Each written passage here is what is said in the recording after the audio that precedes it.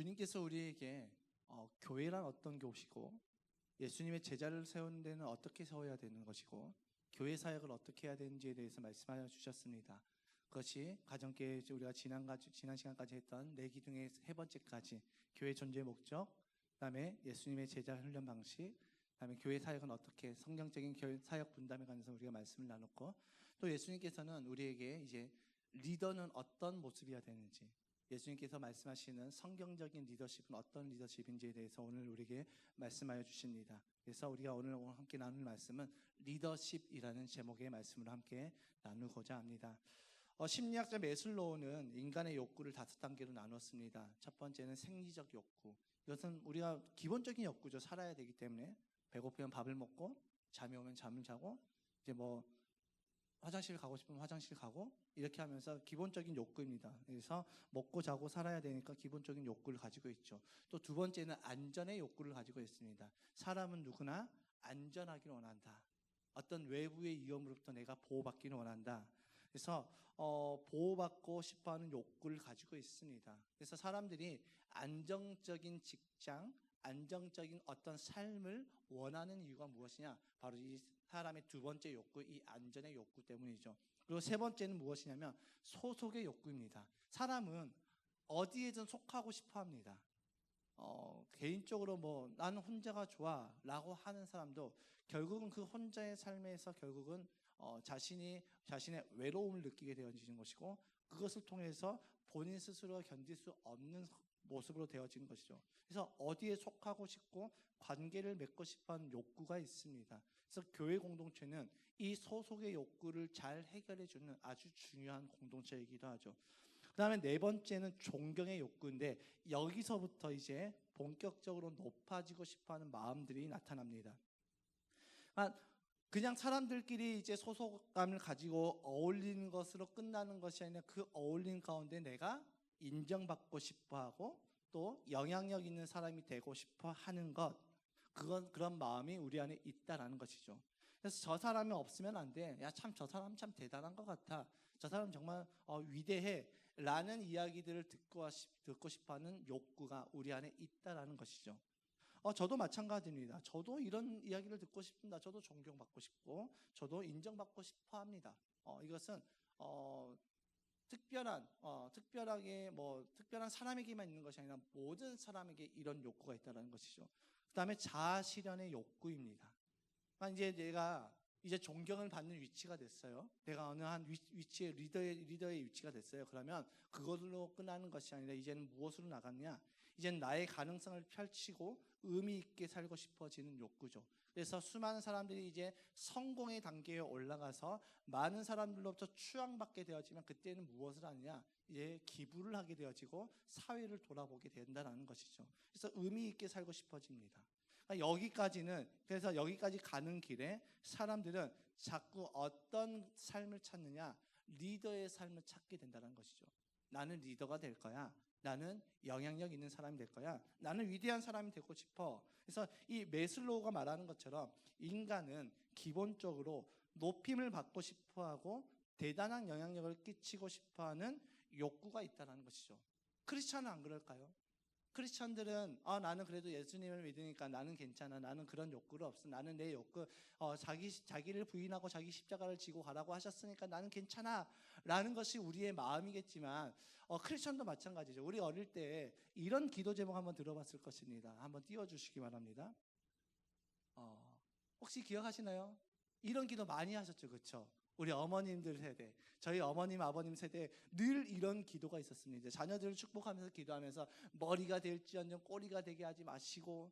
여러분, 왜 머리가 되어야 되고 왜 꼬리가 되면 안 될까요? 왜 크리스찬은 꼬리가 되면 안 될까요? 이 세상의 모든 사람들이 머리가 된다라고 생각해 보세요. 그러면 우리나라 5천만 인구인데 몸은 하나인데 머리가 5천만 개예요. 그러면 얼마나 징그럽습니까? 너무 징그럽지 않습니까? 그런데 우리는 다 머리가 될지언정 꼬리가 되게 하지 마시고 이 기도를 늘 했다라는 것이죠. 어디서부터 시작됐습니까? 이건 역시 인정받고자 하는 그 욕구에서부터 시작되는 것 아니겠습니까? 내 자녀가 적어도 이 땅 가운데 살아가면서 다른 사람들로부터 인정받고 싶어하는 내 자녀가 되기를 원하는 부모의 마음, 당연한 마음이죠. 그것은 우리의 욕구라는 것입니다. 저는 이런 욕구가 잘못됐다라고 이야기를 하는 것이 아닙니다. 이것은 우리 인간이 가지고 있는 기본적인 욕구입니다. 모든 사람이 다 가지고 있는 욕구라는 것이죠. 오늘 본문에서 나온 제자들도 그런 마음으로부터 갈등이 시작되는 모습을 보게 되어집니다. 이 세베대의 아들들인 이 야고보와 요한이 예수님께 한 가지 간청을 하는데 그 일이 오늘 본문에 기록되어 있습니다. 우리 본문의 37절입니다. 10장 37절 말씀 이렇게 기록되어 있습니다. 함께 읽겠습니다. 시작. 그들이 그에게 대답하였다. 선생님께서 영광을 받으실 때에 하나는 선생님의 오른쪽에 하나는 선생님의 왼쪽에 앉게 하여 주십시오. 자, 이들이 무엇을 요구했습니까? 선생님이 영광을 받을 때 선생님이 왕이 되시거든 나로 하여금 선생님의 오른쪽에 앉게 하시고 선생님의 왼쪽에 앉게 해주세요. 이 말은 무엇입니까?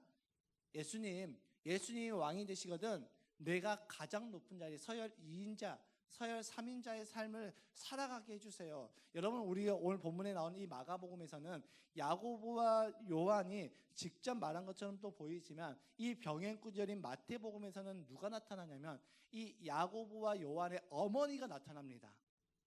예.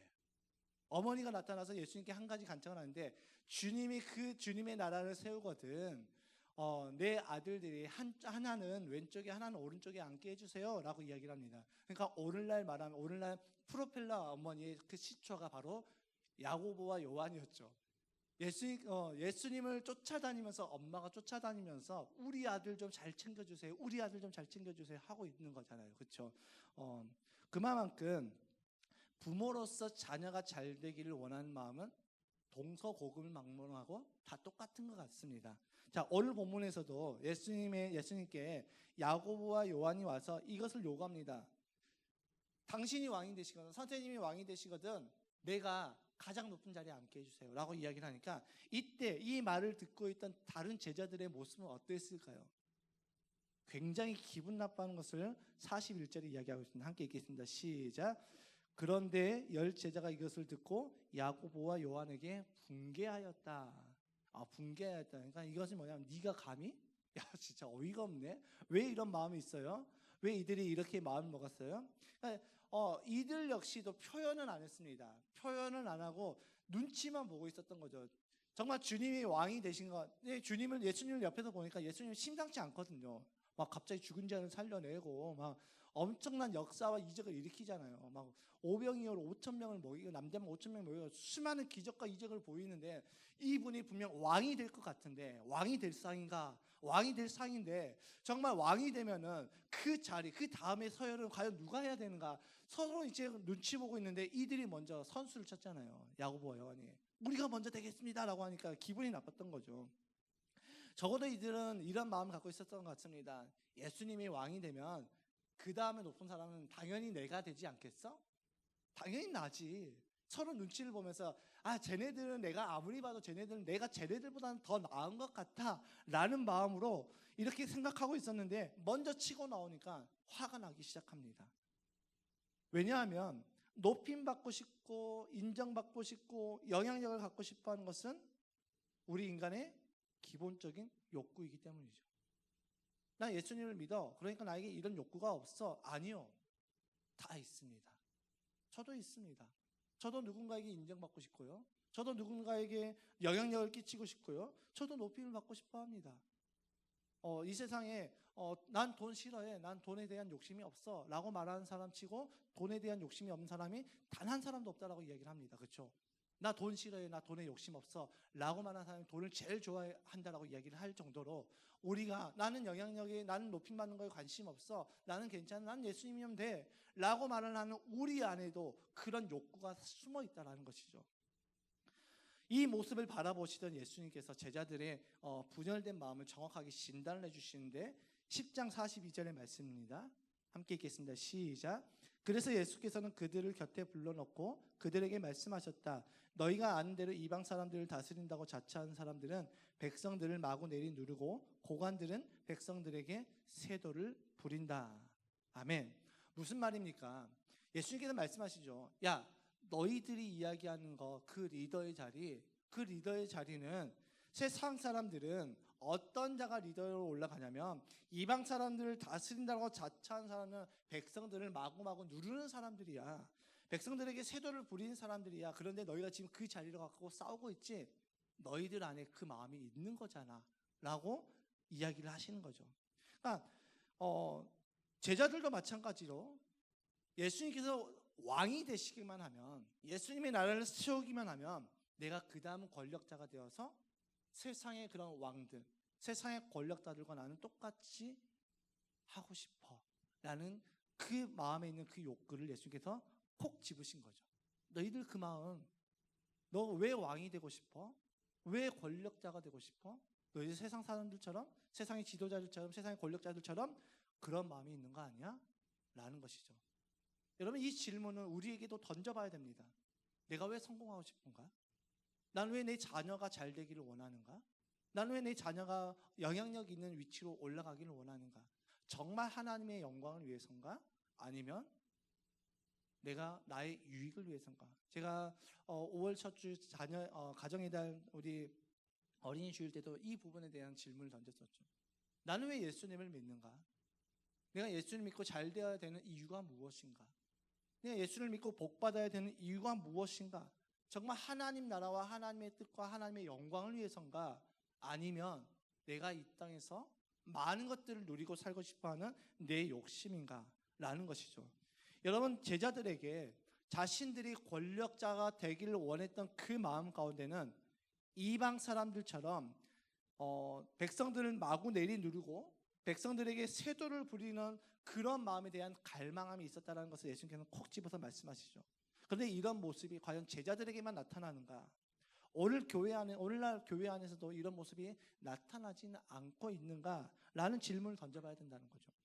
물론 교회 안에서 예수님께서 말씀하신 것처럼 눈에 띄게 자신의 권력을 이용해서 찍어 누르는 그런 모습은 보이지는 않습니다. 그렇지만 내가 가진 직분이나 내가 가진 신앙의 연차 혹은 나의 소속 등을 통해서 영향력을 행사하려는 그 모습들이 교회 안에서도 심심치 않게 나타난다는 것이죠.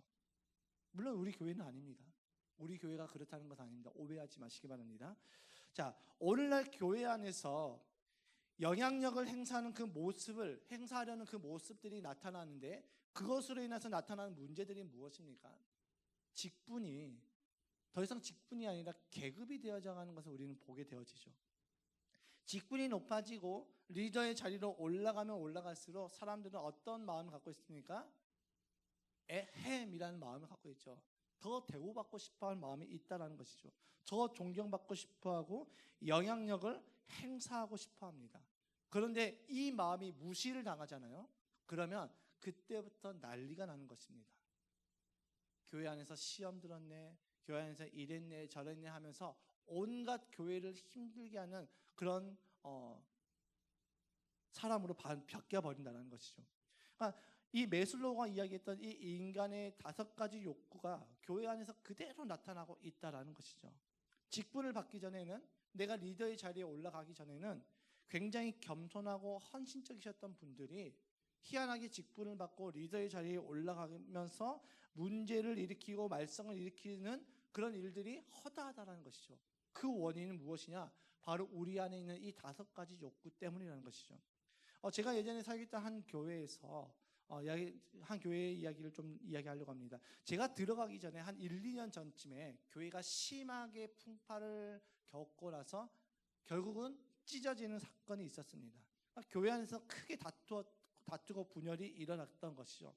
그런데 그 분란을 일으켰던 그 원인이 되었던 그 장로님께서는 안수 집사 때까지 굉장히 목사님께 헌신하셨고 교회에 헌신하셨고 충성하셨던 분이었습니다.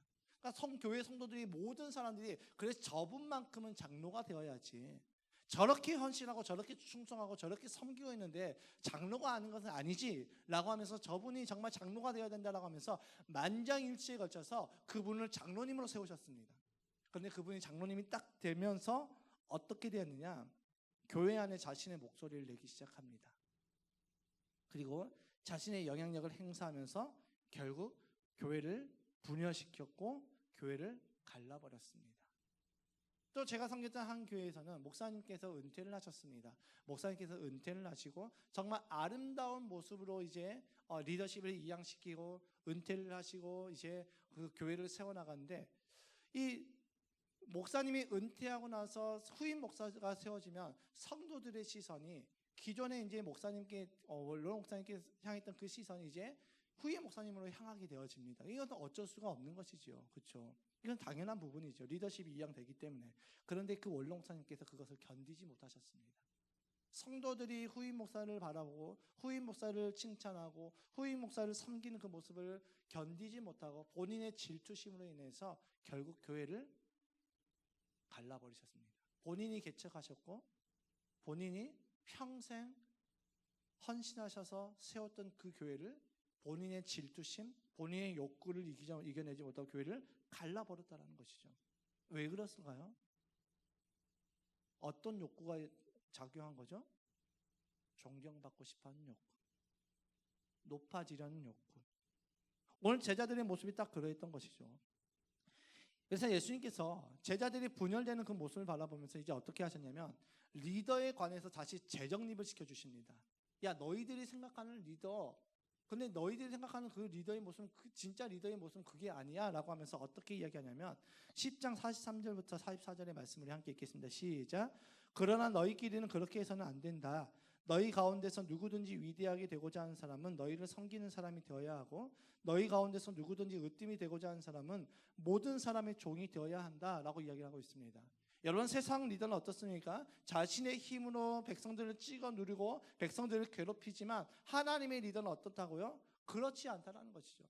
너희들이 생각했던 그 리더의 모습, 백성들의 위에서 군림하고 힘을 이용하고 권력을 이용하는 그 모습은 진짜 리더의 모습이 아니야. 진짜 리더는 이런 사람이야 라고 하면서 어떻게 말씀하고 있습니까? 위대하게 되고 싶은 사람은 내 힘을 키우는 것이 아니라 위대하게 되고 싶은 사람은 섬겨야 돼. 으뜸이 되고 싶은 사람은 다른 사람을 찍어 누르고 그 사람 위에 군림하는 것이 아니라 으뜸이 되고 싶은 사람은 종이 되어야 돼 라고 이야기를 하고 있다는 것이죠. 그러니까 예수님께서 말씀하신 그 리더의 모습은 이 제자들의 생각과 전혀 달랐습니다. 예수님께서 말씀하신 리더의 모습은 지금 이 시대를 살아가는 우리가 생각하는 그 리더의 모습과는 전혀 다른 모습이라는 것이죠. 우리는 리더 그러면 어떻습니까? 탁월한 리더십을 발휘해서 모든 사람을 이끌어가고 모든 사람들에게 존경받고 모든 사람들에게 인정받는 사람을 우리는 리더라고 생각하는데 예수님께서 말씀하신 그 리더의 모습은 그런 모습이 아니었던 것이죠. 낮아져야 되고 종이 되어야 된다고 이야기하고 있습니다. 우리는 능력이 있고 영향력 있는 사람이 리더가 되어야 된다고 생각하지만 예수님께서 말씀하신 리더의 기준은 섬기는 사람이 리더가 되어야 된다고 말씀하고 있다는 것이죠. 크고자 하면 섬겨야 되고 으뜸이 되고자 하면 종이 되라는 것이죠. 이것이 리더의 기준이라고 예수님께서 말씀하십니다. 이것이 그리고 리더십의 본질이었던 것이죠. 여러분, 리더는 대우받는 자리가 아닙니다. 리더는 종이 되는 곳입니다. 내가 교회의 리더가 되겠다. 그러면 나는 교회의 종이 되겠다라는 마음을 가지고 있어야 됩니다. 내가 세상에서 리더가 되겠다. 그러면 내가 세상에서 그 사람들의 종이 되겠다는 마음을 가지고 있어야 된다는 거죠. 그렇기 때문에 예수님께서는 만왕의 왕으로 오셨지만 대우받는 자리, 군림하는 자리에 서 계시지 않으셨고 낮은 자리, 섬기는 자리에 항상 계셨던 것이죠. 이스라엘의 유대인들의 종교 지도자들이 예수님을 무시하고 조롱하고 손가락질해도 예수님께서는 거기서 나 기분 나쁜데 하면서 본인의 능력을 확 일으켜가지고 그들을 다 한꺼번에 쓸어버리거나 그러지 않으셨다는 것이죠. 끝까지 종이 되는 리더십으로 계셨습니다. 그래서 예수님께서 어떻게 말씀하십니까? 45절의 말씀에 예수님께서 이 땅에 오신 목적에 관해서 말씀하시는데 함께 읽겠습니다. 시작. 인자는 섬김을 받으러 온 것이 아니라 섬기러 왔으며 많은 사람을 구원하기 위하여 치를 몸값으로 자기 목숨을 내주러 왔다. 아멘. 예수님께서 무엇을 하기 위해서 오셨다고요? 섬김을 받으러 오셨다고요? 아니요, 섬기러 오셨대요. 어디까지 섬기신다고요? 자기 목숨을 내어주는 것까지 섬기셨다라고 말씀하고 있습니다. 그러니까 자기 목숨을 내주는 희생까지 섬기셨다는 것이죠. 왜냐하면 이 예수님의 희생, 예수님의 죽으심이 있어야지 우리가 살아나고 우리가 회복되고 우리가 살아나기 때문이죠. 희생이 있어야지 살고 회복되는 역사가 일어난다는 것입니다. 그리고 이것은 성경 전체의 메시지이기도 하죠. 구약부터 이 요한계시록까지 이르러 계속해서 성경은 끊임없이 반복해서 이야기하고 있습니다.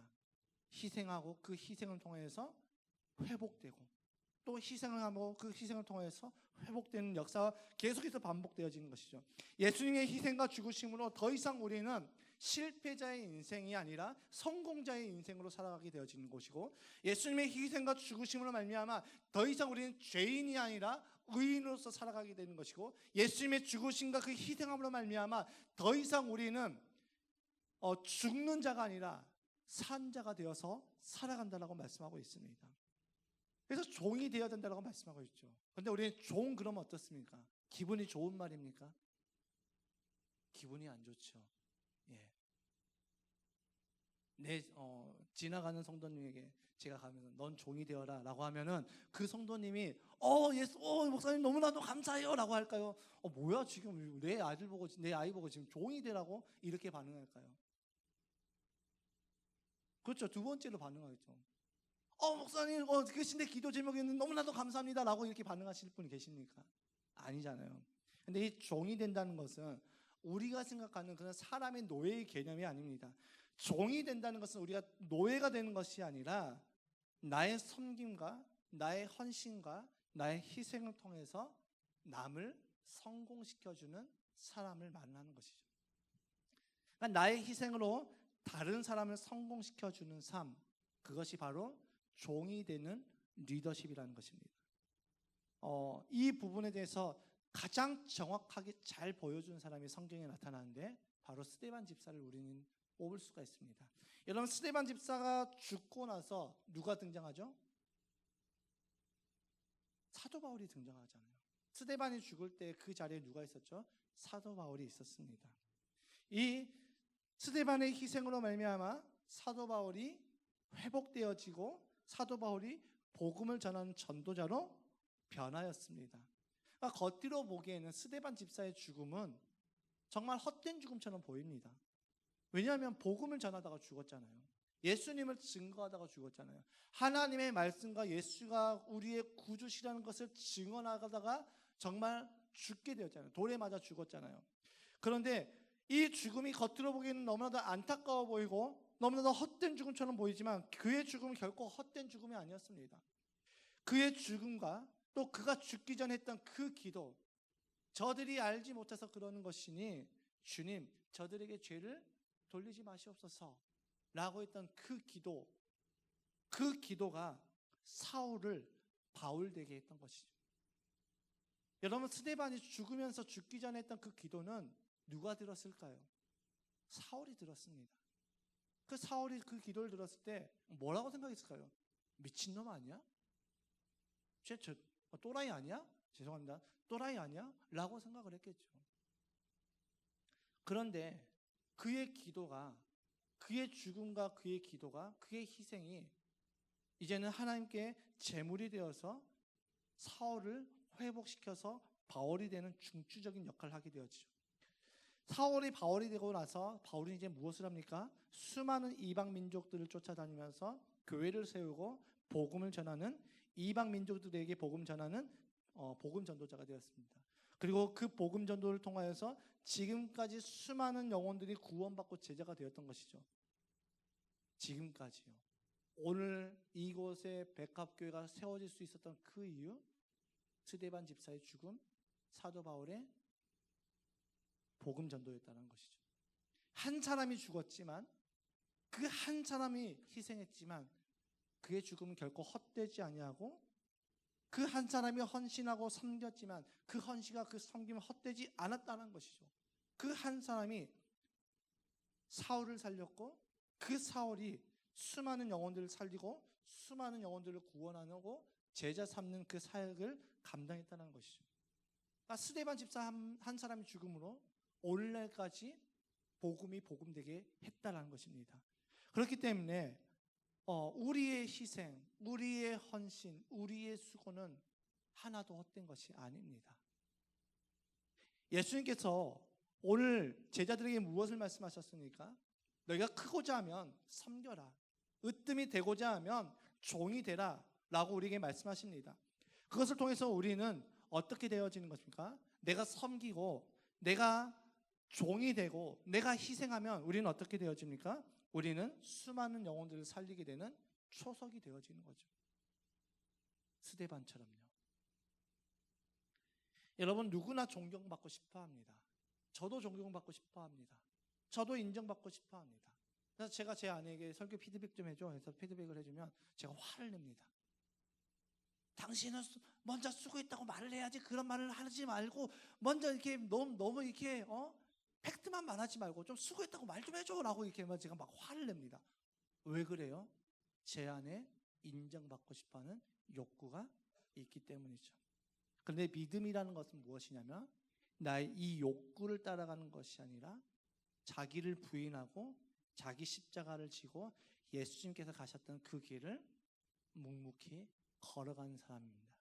그것이 믿음의 길이고 그것이 믿음의 삶이고 그 삶이 믿음의 삶이라는 것이죠. 그렇기 때문에 믿음의 사람은, 믿음의 리더는 내가 인정받고 존경받고 대우받고자 하는 그 욕구를 선택하는 것이 아니라 하나님께서 기뻐하신 그 삶을 따라서 헌신하고 희생하고 섬기는 자리에 내려가는 것.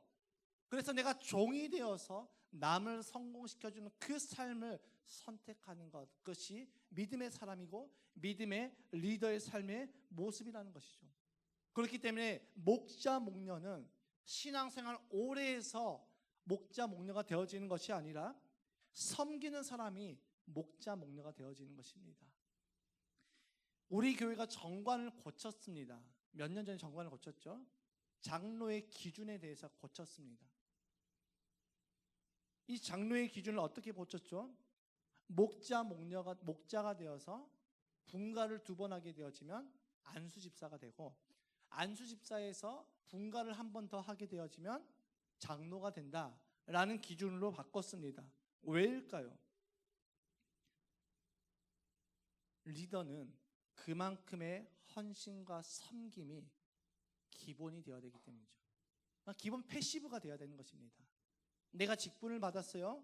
그러면 그 직분은 나에게 더 섬기라고 주신 하나님의 말씀, 하나님의 명령으로 알고 더 섬기는 자리로 내려가는 것입니다. 교회 리더는 세상에서 유력한 사람이 되는 것이 아닙니다. 교회의 직분은 세상에서 유력한 사람이 받는 것이 아닙니다. 남을 섬기고 성공시켜주는 사람이 되는 것입니다. 그래서 저는 꿈꿉니다. 많은 교회들이 임직을 하게 될 때 헌금을 많이 하시죠. 임직하신 분들이. 그것이 교회의 어느 순간 교회의 관행이 됐습니다. 저는 꿈꿉니다. 이 관행을 우리는 좀 뒤집었으면 좋겠다. 그분들이 감사 헌금을 하는 것이 아니라 교회가 감사해서 그분들에게 위로금을 좀 드렸으면 좋겠다.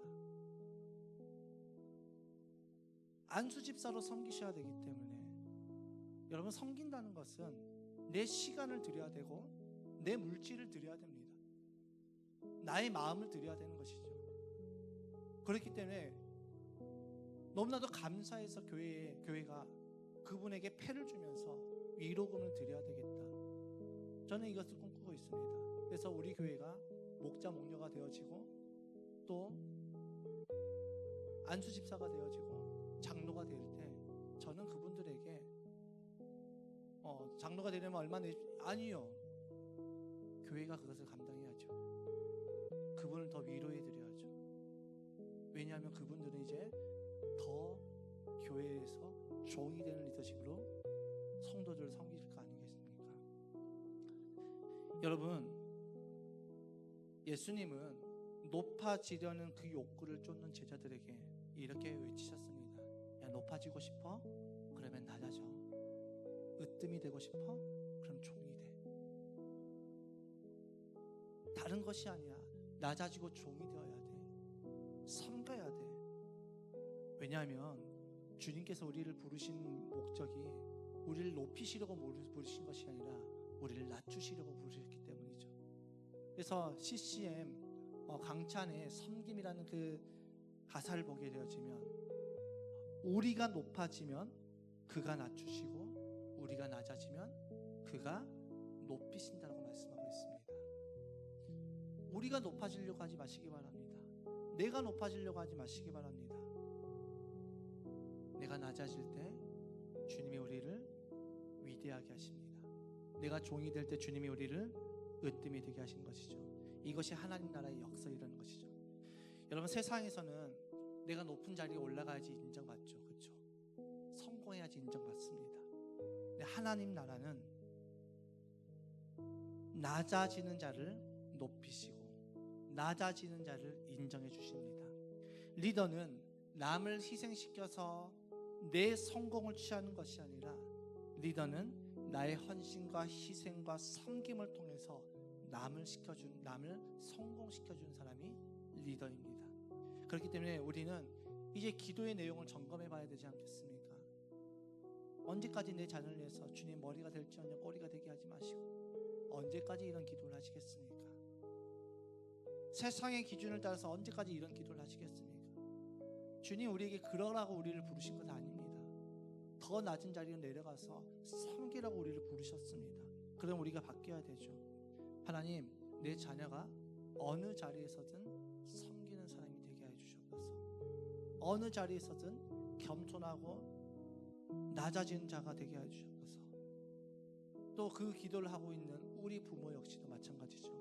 자녀들에게만 그런 삶을 살아가도록 기도하는 것이 아니라 내가 먼저 섬기는 삶으로 살아가기를 기도하는 저와 여러분 되시길 주님의 이름으로 축복합니다. 그래서 우리 모두는 섬김을 받는 것이 목적이 아니라 예수님처럼 섬김으로 남을 성공시켜주는 리더가 되시길 주님의 이름으로 축복합니다. 그래서 우리 교회의 리더는 섬기는 자임을 잊지 마시길 주님의 이름으로 축복합니다.